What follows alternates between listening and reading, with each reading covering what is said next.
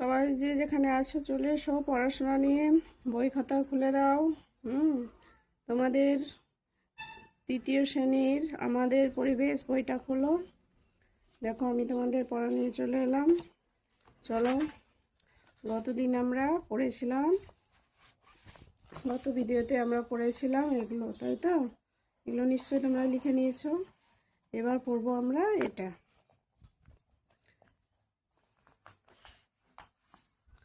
এই যে এখানে দেখো কি বলছে। শরীর, এটা কিন্তু শরীরের হ্যাঁ, এ থেকে করছি। শরীরের এটা আমাদের ক নম্বর পড়া? 2 নম্বর 3 নম্বর পড়া এটা, ঠিক আছে? চলো তাহলে শুরু করি পড়া। বলছে গা হাত পায়ের যত্ন। গা মানে শরীর, হাত পায়ের যত্ন। আমরা শরীরের, হাতের, পায়ের কিভাবে যত্ন নেব বা কি করব, কি করি, সেটা আমরা এখানে পড়ার মাধ্যমে জানবো, ঠিক আছে? দেখো, রবিন বলল, দিদি খেলতে খেলতে আঙুলের নখের নিচেও খুব নোংরা জমে। আমিনা বলল, নখ পরিষ্কার করা সহজ, প্রথমে নেল কাটার দিয়ে নখ কাটবি, তারপর সাবান দিয়ে ধুয়ে নিবি। তারপরে সাবান দিয়ে ধুয়ে নিবি, ঠিক আছে? তাহলে দেখো কি সুন্দর ওরা বলছে, নিজেরাই সমস্যা বলছে, নিজেরাই সমাধান করছে, তাই তো? তোমরাও নিশ্চয়ই এরকম করো। হ্যাঁ, আচ্ছা। দিদিমণি বললেন, ঠিক বলেছ, সাবান লাগাবে, তারপর নখগুলো একটু ঘষে নেবে। হ্যাঁ, রিনা বলল, দিদি নেল কাটার কথাটা ইংরেজি ইংরাজি তাই না? হ্যাঁ, তো দিদিমণি কি বলেন যে ঠিক তোমরা কি করবে, ঠিক নখ কাটবে, দিয়ে সাবান দিয়ে ধুয়ে নেবে এবং নখগুলো একটু ঘষে নেবে, দেখবে খড়খড়ে ভাবটা চলে যাবে। হ্যাঁ, রিনা বললো যে দিদি নখ কাটার কথাটা তো ইংরেজি তাই না?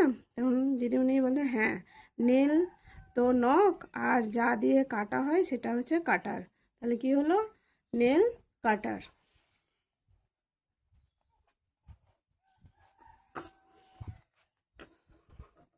এবার দেখো, রিজু বলল, ব্লেড দিয়েও নখ কাটা যায়। রিনা বলল, তা যায়, তবে খুব সাবধানে কাটতে হয়, নইলে নইলে আঙুল কেটে যেতে পারে। আমার ঠাকুরদা নরুন দিয়ে নখ কাটে। দেখো, রিজু যখন বললো যে ব্লেড দিয়েও নখ কাটা যায়, কিন্তু রিনা বলছে যে হ্যাঁ কাটা যায়, কিন্তু সেটা খুব সাবধানে কাটতে হয়, কারণ নাহলে নখ কেটে যেতে পারে। আর আমার ঠাকুরদা নরুন নরুন দিয়ে নখ কাটে। নরুন হচ্ছে একটা, এই যে ছবিটা দেখতে পাচ্ছ, দাঁড়াও দেখায়, এই ছবিটা দেখতে পাচ্ছ, এটা একটা নরুন। আগেকার মানুষের যখন ব্লেড বা এই নেল কাটার ছিল না, তখন এই নরুন দিয়ে নখ কাটতো। নাপিতদের কাছে থাকতো এটা। হ্যাঁ, তারাও এই নরুন দিয়েই নখ কেটে দিতেন সবাই। আচ্ছা, এবার দেখো, আচ্ছা, কান আর নখ ছাড়া গায়ের আর কোথায় নোংরা জমে? যে অসীম বলল, হাতে, পায়ে, গায়ের চামড়া। অসীম কি বলছে? হাতে, পায়ে, গায়ের চামড়ার যেখানেই ভাঁজ, সেখানেই কি হয়? সেখানেই নোংরা জমে।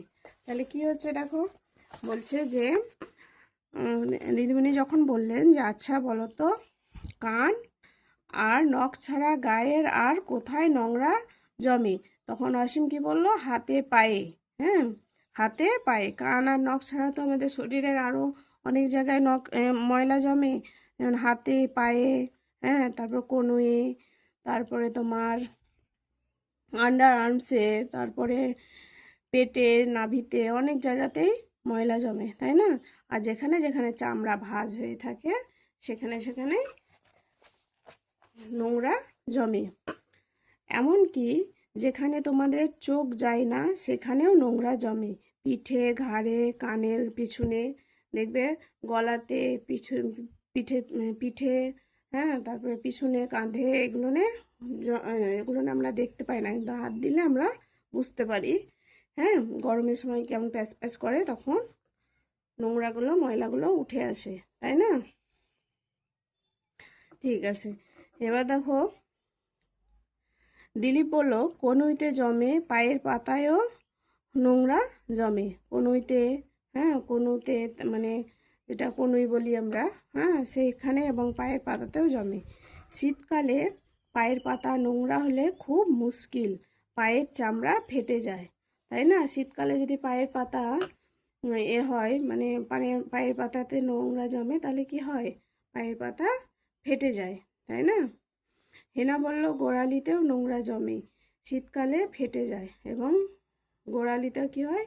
নোংরা জমে, আর সেটা শীতকালে ফেটে যায়। গোড়ালি মানে এই যে পায়ের পিছন যেটা নরম করে জায়গা, সেটাকে গোড়ালি বলে।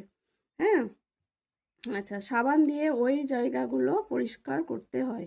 তাই প্রত্যেক দিন যখন স্নান করবে তোমরা সবাই, প্রত্যেক দিন ওই সব কনুই, পা, গোড়ালি, পায়ের পাতায়, এগুলো আঙুলের ভাঁজের ভেতর, পায়ের আঙুলের ভাঁজের ভেতর, ওগুলো নিয়ে ভালো করে আঙুল ধুয়ে দিয়ে সাবান দিয়ে কিন্তু স্নান করবে। আচ্ছা, দীপিকা বলল, সাবান মাখার পর হাত দিয়ে ঘষে ধুতে হয়, তাহলেই চামড়া পরিষ্কার হয়ে যায়। হ্যাঁ, জুলেখা বলল, তারপর একটু তেল মাখলে আরও ভালো হয়। এবার শীতকালে কিন্তু সাবান দিয়ে স্নান টান করে যদি তেল না মাখো, গা কিন্তু মানে কি বলবো, চচ্চর করে, মানে মনে হবে যেন ফেটে যাবে। হ্যাঁ, খুব রুক্ষ ভাব, মানে শীতকালে বাতাসে জলীয় বাষ্প কম থাকে তো, আর্দ্রতার ভাবটা কম থাকে, তার জন্য শীতকালে কি হয়, আমাদের হাত পায়ে চামড়া ফেটে যায় নোংরা জমলেই। অনেক কিছুই তোমরা জানো দেখছি। সবাই নিয়মিত মাথা, গা, হাত, পা পরিষ্কার করবে, নখ বড় হলে কাটবে। তাহলে প্রত্যেক দিন আমাদের কি করা উচিত? প্রত্যেক দিন স্নান করা উচিত। আমাদের নিয়মিত সাবান দিয়ে, শ্যাম্পু দিয়ে চুল ধুয়ে সাবান দিয়ে স্নান করা উচিত। নখ কাটা উচিত, নাক, কান, হ্যাঁ, শরীরের ময়লা পরিষ্কার করা উচিত। তারপরে তোমার নখ বড় হলে কাটতে হবে, নাহলে নখের ভিতরে ময়লা জমা থাকলে ওগুলো মুখের ভিতরে গিয়ে পেটে অসুখ করবে। তাহলে আমরা আজকে এটাই পড়লাম এখান থেকে। হ্যাঁ, আর বেশি কিছু বড় করব না ভিডিওটা। এখানে দেখো একটা ছক আছে, ছকটায় কি বলছে দেখো। দলে করি বলা বলি, তারপর লিখে ফেলি। তোমরা সব দলে বলা বলি করে, মানে নিজেরা সব বলা বলি করে লিখে ফেলবে। কি বলছে দেখো, নখ, মাথা, গা, হাত, পা পরিষ্কার করতে গিয়ে কি কি সমস্যা হয়েছে বা দেখেছো বা হতে পারে, নিচে লেখো। তাহলে দেখো, প্রথমে কি বলছে, শরীরের অংশতে কি আছে? নখ, মাথা, গা, হাত, পা। কি সমস্যা হয়েছে? কি সমস্যা হয়েছে? বলছে যখন পরিষ্কার করতে যাও তখন কি সমস্যা হয়েছে বা হতে পারে এখানে লিখবে, আর কিভাবে তা মিটেছে, নখ, ধরো এখানে তুমি হয়তো লিখলে নখ, কী হয়েছে? নখ বড় হয়ে আছে, তো তুমি কি পরিষ্কার করার সময় তোমার নখের ভেতর থেকে ময়লা বেরোচ্ছে না, তখন তুমি কীভাবে মিটিয়েছো সেটা? নখটা কেটে দিয়ে সাবান দিয়ে ধুয়েছি। ঠিক আছে?